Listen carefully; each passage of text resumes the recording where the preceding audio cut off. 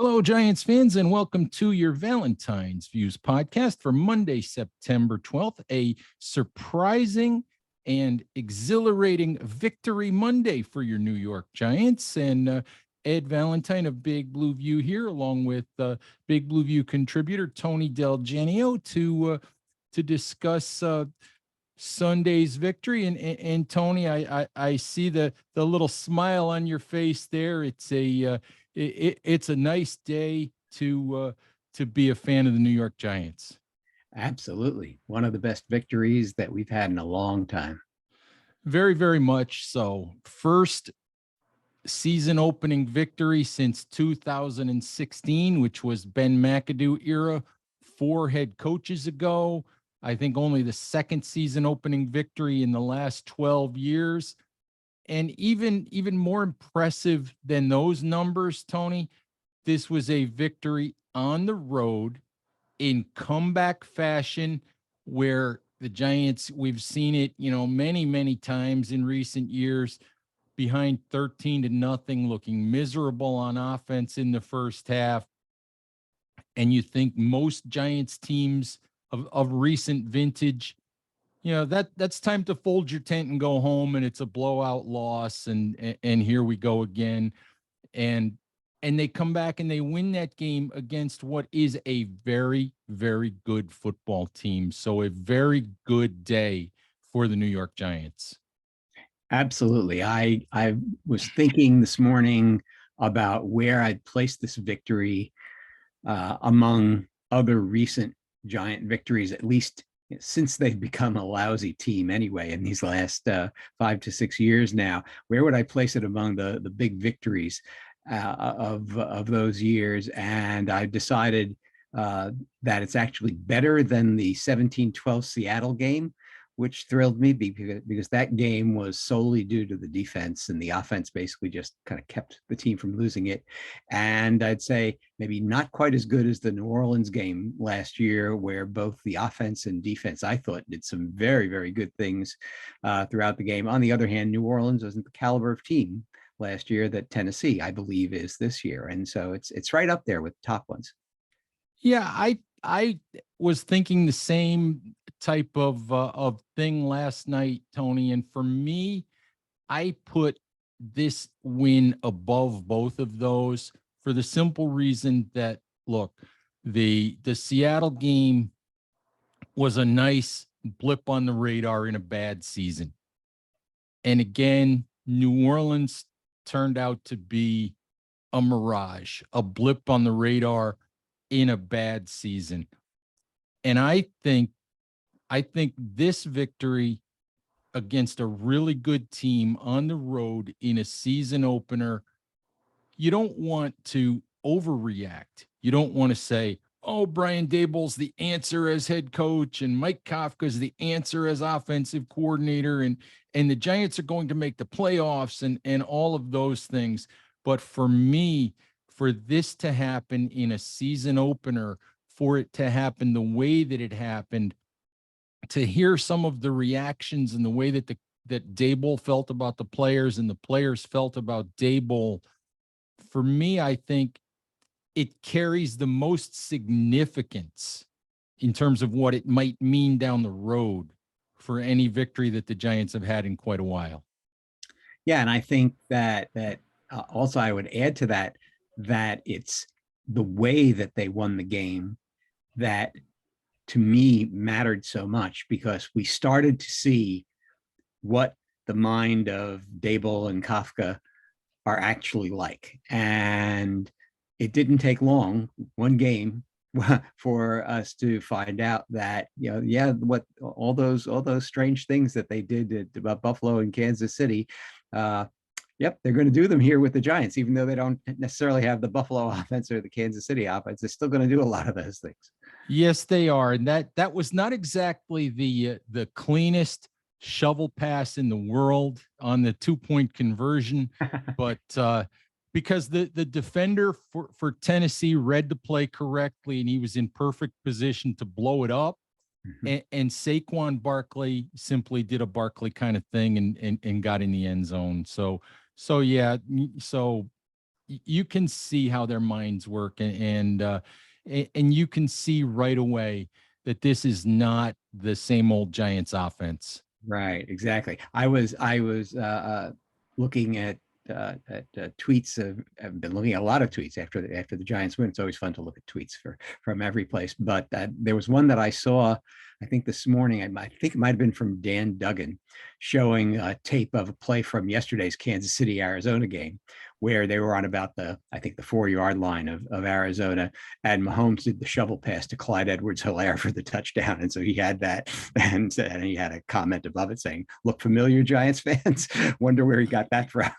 Well, what's really interesting about that, Tony, is if you go back into Mike Kafka's history, and if you go back into some of the things that Andy Reid, the coach in Kansas City, has said about Mike Kafka, all of those goal line plays in Kansas City, those were Mike Kafka's responsibility. Those were his designs. Those were things that by and large, that was his responsibility. So you had to know that we were going to see some Kansas City style things with the Giants, and they broke one out. They broke out a staple right away. Mm-hmm. And the other thing that I would finally add to that is about yesterday's game is that, okay, by all rights, Giants should have lost yesterday. Okay, 47-yard field goal. That's a very makeable field goal. Field goal kicker didn't get the job done that time, but they should have lost the game. The important thing to me about the game, in addition to winning it, is just that the Giants sent this message to everyone that we're going to try to win games. We're going to not try to not lose games. We're going to try to win games. We're going to go out there and we're going to take our chances because we're trying to get the W. And it's not always going to work. And if it hadn't worked yesterday, it would have been disappointing, but still I would have gotten it. I would have said, yep, I'd go for the 2-point conversion there at the end. And that's what I love about, I think, this staff from one side to the other. I mean, between Dable, Kafka, and Martindale, you've got guys who say, let's win the game. Let's do what we have to win the game. Well, Tony, I'm glad you went there, because that is really the crux of what I really wanted to talk about today. And that's the idea that the most important thing that we learned yesterday had nothing to do with Daniel Jones. It had nothing to do with Saquon Barkley, although that was nice. It's kind of fun to look at the standings today and see the Giants at 1-0 and see the Dallas Cowboys as the only team in the division to be 0-1. But the most important thing that we learned was 3 little words that Brian Daboll said after the game: trust your players. We learned that those are not only words to Brian Daboll, he means them. Mm-hmm. For 2 years, we watched Joe Judge try not to lose games, play really, really close to the vest. When you think back on a lot of the things that Judge said over those 2 years versus a lot of the decisions that he made, it becomes brutally obvious when you think about it that not only is Judge conservative by nature, but he also did not trust the roster that he had. He did not trust the quarterback that he had, despite what he may have said in public. And Brian Daboll made it brutally clear yesterday that those days are gone. Players are going to play. And the flip side was, I just want to read a couple of the quotes from a couple of the players. These players love Brian Daboll. These players are bought into Brian Daboll. And it's incredibly important that that happens as the Giants try to turn this thing around. Sterling Shepard said, I believe everything the man says. Saquon Barkley called him a man of his word. Daniel Jones said of Daboll, he said he's been very clear about what he wants from them, from the very beginning. And about going for the 2-point conversion, Jones said, I don't think any of us were surprised. It was absolutely the right call. It absolutely sent the right message, no matter whether it succeeded or failed. And I loved it. And I thought for me, win or loss or whatever else happened, I thought that was the most important and best thing that happened yesterday overall. Mhm. Yeah, absolutely. I think that you have to have a winning attitude on a team. You've got to have the talent, and I think it's pretty clear that the Giants don't really have the talent yet. They've got it in some places. They've got it, I think, in more places than they used to, but they don't have the talent to be a champion yet. It wouldn't be beyond the pale to suggest that they might sneak in with a wild card, especially when you come away with a W in a game that you just everybody chalked up as a loss, and given their schedule. But the thing is the attitude, and having a winning attitude, and having, as you say, the players buy into it. And yeah, everything the players say indicates that they're thrilled with him. And as fans, it just makes it so much more fun to watch, because you're there during the game, and when they're down 13-0 at the end of the first half. I said, well, at least they didn't give up any points in the last 2 minutes of the first half. That's an improvement there. But still, you say, okay, we have to be patient with this. This is not going to happen overnight. But at least they're trying to do things, and they're using the motion, and they're using the pass aggressively, although not too aggressively yesterday. But they're doing the things that winning teams have to do in today's NFL. And it was also interesting. Sean O'Hara mentioned it. Sean O'Hara on the broadcast on Giants.com last night was so fired up and so excited that he's like, I want a uniform. He's like, F yeah, get me on the field. I'm ready to go. And there was a lot of what I want to call F yeah energy coming from the Giants last night. There were several players that said F yeah when they found out, when they were asked what they thought of the decision to go for 2. And you love that.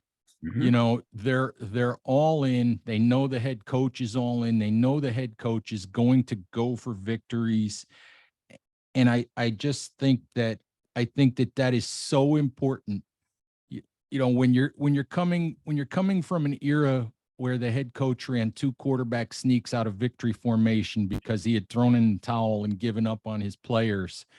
That it's an incredibly important thing. And this team's not going to win a Super Bowl. This team's not going to win 13 games. But what we found out is that on a week-to-week basis, I think this team's going to be a tough out. This team's going to give you its best shot.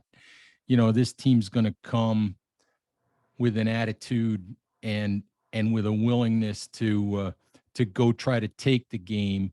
And I think that's exciting for Giants fans that just haven't seen enough of that in recent years. Yeah, and even down 13-0, right? It would be so easy at that point to say, here we go again, same old Giants, right? And you have to think that the players might be feeling the same thing. But what I'm sure the players must be thinking, playing for this coach, is that he and the other coaches, they've always got something up their sleeve that they can try, and they're not going to just come out in the second half and do the same thing and expect to get better results by doing the same thing. It's not just rah block better, rah read the defense better. I'm sure they say those things too, but they're going to come up with ideas for how to make things get moving, and for how to stop things that they haven't been stopping before. And so I think if you have confidence that your coaches always have ideas in their bag that they can pull out to try to get you back into the game, then you have that confidence to go out and keep playing hard even when you're losing. There are 2 players that I think we need to talk about, Daniel Jones and Saquon Barkley. And I think that while Barkley was really the star of the day for the Giants, I think the Jones discussion fits right now because we're still talking about attitude from the coaching staff. And I wrote last night and I wrote again this morning in the Kudos and Wet Willies that everybody made a big deal out of after Daniel Jones threw the bad interception in the end zone. And we all know that was a bad play. All right. He tried to throw a back shoulder when the only throw right there was to throw the ball out of the back of the end zone and live for another play. All right. But I loved what Brian Daboll said to him. You know, everybody made a big deal out of Daboll going to him on the bench and being a little bit animated. And Daboll said, look, what I did was I asked him what he saw. And he said he thought he could back shoulder it. And Daboll was clear. He said, I told him that's not what I saw. You know, that throw wasn't there. He said, but you're the one with the ball in your hand. You're the one that has to make that decision. You know, we're going to get the ball back. You know, go make it happen the next time we get the ball back. So while he questioned the player and wanted to know the player's mindset, he left the player with a positive thought, with a positive thing to go forward with. And I mean, I don't know exactly what words were used. I'm sure they weren't all printable words, let's say, but I love that message from the head coach.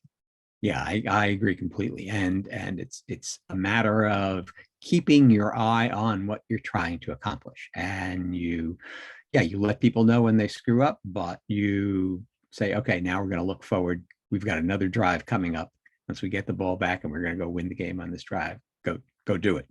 Absolutely. And speaking of Jones, I gave Jones a Quilly this morning. And if folks don't know what that is, when I do kudos and wet willies, I give kudos to players who basically deserve a thumbs up. I give a wet willy to players who basically deserve a thumbs down. And I give a Quilly to players who are kind of sideways, who had done some really good things and some really bad things. And that is how I felt about Jones last night. I will not in any way, shape, or form blame him for the sack fumble. I mean, the offensive guard, Josh Azudu, got destroyed. And what are you going to do when you've got a 300-pound man coming at you at full speed before you've even had a chance to set up in the pocket? Stuff is going to happen. The interception was a bad play. But the flip side of it is, yeah, the Giants didn't look for Jones to do a whole lot, but he did throw a 65-yard touchdown pass. He did run for a key first down. He did complete 17 out of 21 passes, highest quarterback rating for him, incidentally, since his rookie season under Pat Shurmur. Best completion percentage of his career. And he led a 12-play, 73-yard game-winning drive in the last 4 minutes. So a lot of good from Daniel Jones, despite really one bad thing.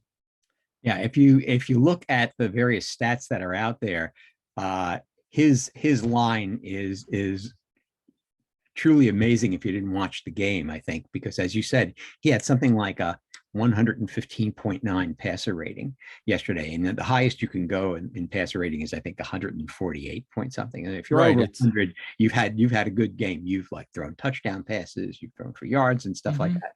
Right. And very good. But then ESPN has this other thing called QBR, quarterback rating, which is based on this idea of expected points added per play and given game situation, given a lot of down distance and stuff like that.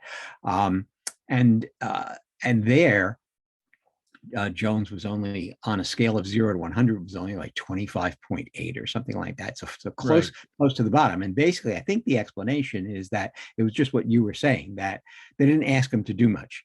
They asked him to throw a lot of short passes yesterday. He had that occasional long pass, which I really liked, by the way, because they were, if I remember correctly, they were in one of those trips formations, right, with 3 receivers out wide to the right, and Shepard is the only guy on the left. And I think the protection was moving towards the right side, towards the other 3 receivers, if I remember correctly. And so then he looked back and saw Shepard one-on-one and actually having beaten his man, and decided to go for the bomb instead of one of the options with the 3 receivers on the right side. So I thought that was actually a great play on his part. But other than that, a lot of the passes were just these 5-yard, 10-yard things, dink and dunk and so on. And so in one sense, it doesn't add that much to the team winning the game. On the other hand, it allows you to drive down the field and eventually score touchdowns. And he did, I think, a lot of that yesterday. And so, I think within the scope of what they asked him to do, And I can understand them not asking to do a lot when you've got an unproven offensive line with kind of monster defensive tackles like Jeffrey Simmons on the other side of you. I can understand, them not asking him to do much, but then you just say, okay, give him what they asked him to do. Did he execute it? And mostly he executed it very well. So I think you're right. It's some good and some bad. And if you remember, if you were watching the broadcast, I love to listen to players who have played the game when they really dive into the nitty gritty and they really break things down and they really explain what should have happened on a given play versus what did happen on a given play. Now, I've been editor of Big Blue View since 2007, but the last time I played a football game that mattered, I was in 8th grade. All right. So, I mean, I have not played quarterback in anything except the Turkey Bowl since 8th grade, and that was close to 50 years ago. So, so that was a long, long time ago. But if you listen to the broadcast, Mark Sanchez, and we all know Mark Sanchez's history, but Mark Sanchez played quarterback in the NFL. He understands the reads. He understands what's supposed to happen on a given play. Mark Sanchez was absolutely effusive in his praise of Daniel Jones on the throw to Sterling Shepard, because he said that is not a read that a quarterback is ever supposed to make. The play is 4 wide receivers or 4 pass routes to one side of the field. 1, 2, 3, 4. The 5th read, the absolute place where the ball is never supposed to go, is the vertical on the opposite side of the field. Sanchez said that's a read that happens maybe once every 5 years, where a quarterback will actually turn and make that throw. And he was effusive in his praise of Daniel Jones for seeing it and making that play. And like I said, I mean, a terrific play by Jones, and people will say, "Oh, but the ball was a yard underthrown." Give me a break. The ball went what, 50 some odd yards in the air? Do you expect it, you expect every single, 50 or 60-yard throw in the air to hit guys perfectly in stride, but for me, that was a great play by Jones, and as you said, he did what the Giants asked him to do overall on Sunday. Mm-hmm. There was another podcast I was listening, I read about actually during the week. I think it was the Bob Pop, Carl Banks podcast, and they had Dable on, and I guess Carl Banks asked Dable about the idea of ball possession and using ball possession on offense to help out the defense by keeping them off the field. And apparently Dable's answer to Carl Banks was, I think scoring touchdowns helps the defense. So I think that play was a classic example, in the middle of a game where mostly he's playing conservative, throwing short passes. You see the opportunity to get 7 right away and you take it. Right. And that, of course, getting 7 right away and making big plays leads us to Saquon Barkley. And I thought the Giants did a really good thing on Sunday. I think they ran 60 or just a little bit above 60 offensive plays. I don't have it right in front of me. Saquon Barkley touched the ball on 24 of those plays. They rode him, and he came through for them. And the 68-yard run for me, next gen stats can talk about how fast he ran and all of that. It was, the 68-yard run was tremendously well blocked. But for me, Tony, when I look at that run, Barkley doesn't make that run a year ago. Barkley might get to the sideline and get 8 yards out of that run, but he doesn't get the last 60 yards of that run a year ago. He just doesn't, because he doesn't turn that corner. He doesn't beat the safety to the sideline, and he doesn't tightrope the sideline and get up the field. So for me, that run just showed me that Barkley is, as I thought in the summer at training camp. He's healthy. Mhm. Yeah, and obviously from everything that we read and that you heard in person, he's got an attitude this year. He has a real attitude this year. Yes, he does. That F yeah, maybe I think with Yeah. him it's F And everybody. I felt some of that attitude when I asked him a question during a training camp press conference, and he went off a little bit, and I was like, what did I do? What did I do? I didn't do it. I just asked you to comment on something Daboll said. What did I Yeah. do? But it's good that he has that attitude. Yes, it And is. I hope yesterday erased whatever lingering doubt there was in his mind that he's back. I don't know whether he thinks he's back all the way to 2018 form, but you know what? Something at least as good as 2019 and maybe in between 2019 and 2018. I'll take whatever form he was in yesterday as being plenty good enough. You can win an NFL rushing title with him being at that strength. In fact, Absolutely. yeah, the Giants were second. This is in Chris's piece that was just posted on Big Blue View an hour or so ago.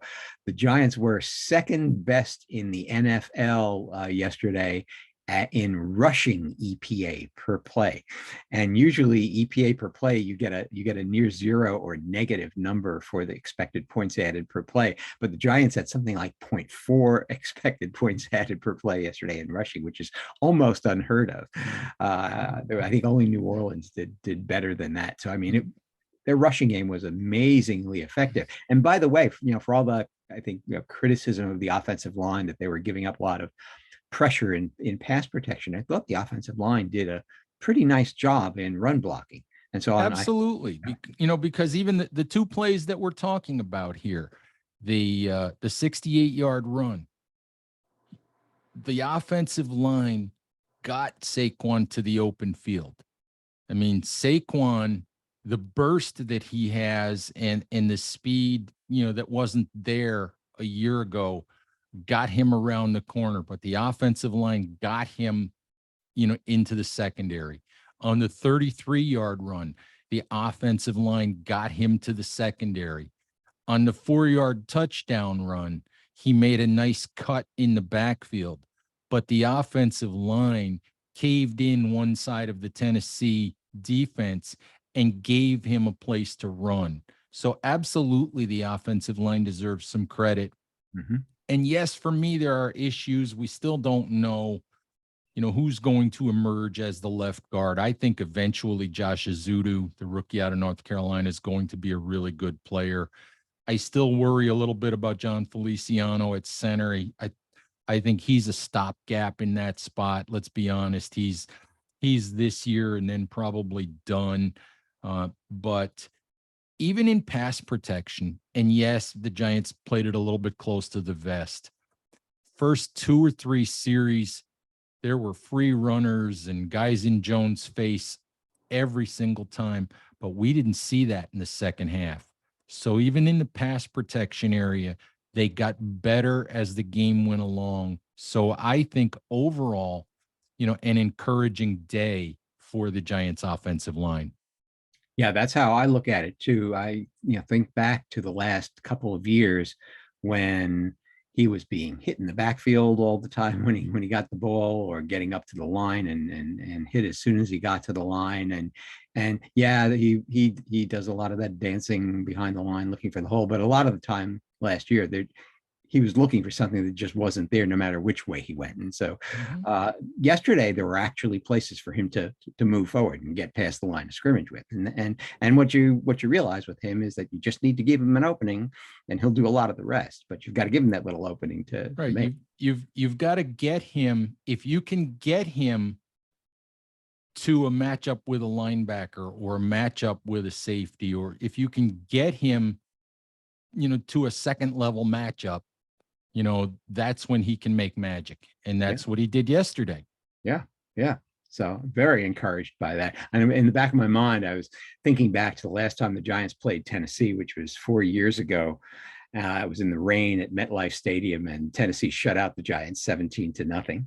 And that was at the beginning of Derrick Henry's breakout season, or it wasn't at the beginning of the season, but it was at the beginning of when he broke out as the runner that we know him as today. And he got something like 170 yards against the Giants defense.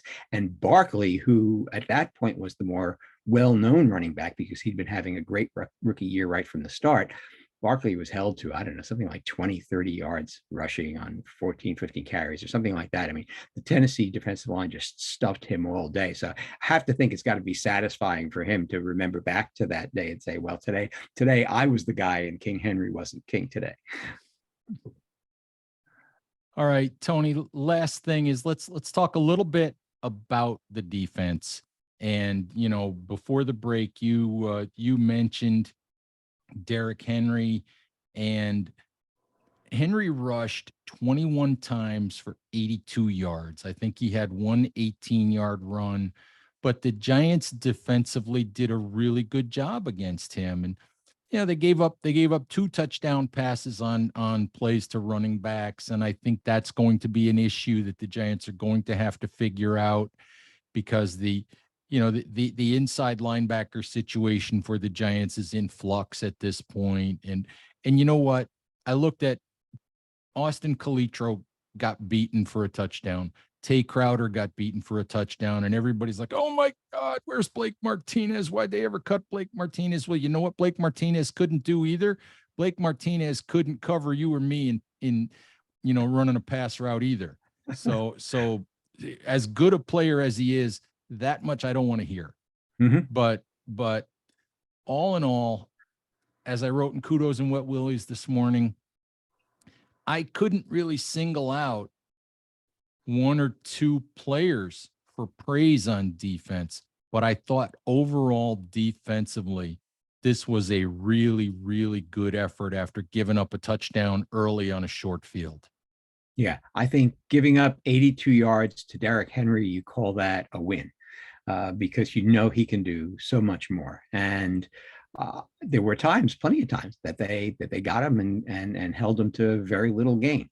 I saw DJ Davidson in there make a nice stop, I think, against him on one play. And so it's like, okay, we don't have to do everything. And they didn't, they didn't stop everything. They let Tennessee drive down the field for the potentially winning field goal. On the other hand, they did it in short little bits here and there. And so I think Tannehill overall did a good job of moving them down the field methodically to get them eventually there. But it's not like so many other games where they're completing all these big plays all the time, and they were just running roughshod through the center of the line, the way it happened in too many games last year. So I feel that on defense, Wink Martindale, especially yesterday, he doesn't have as much to work with as a lot of other defensive coordinators do, and with the guys that were out especially. But I thought, given who was playing, they did a fairly decent job yesterday.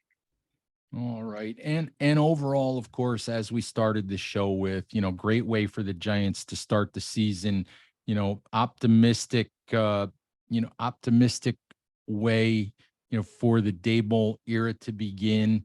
And the Giants have their first home game of 2022 coming up on Sunday against the Carolina Panthers. And Tony, they're favored. They're actually favored to win a game at MetLife Stadium. I'm not sure I know how to behave or how to handle that. Actually, I'm nervous about that. I'd rather they be underdogs.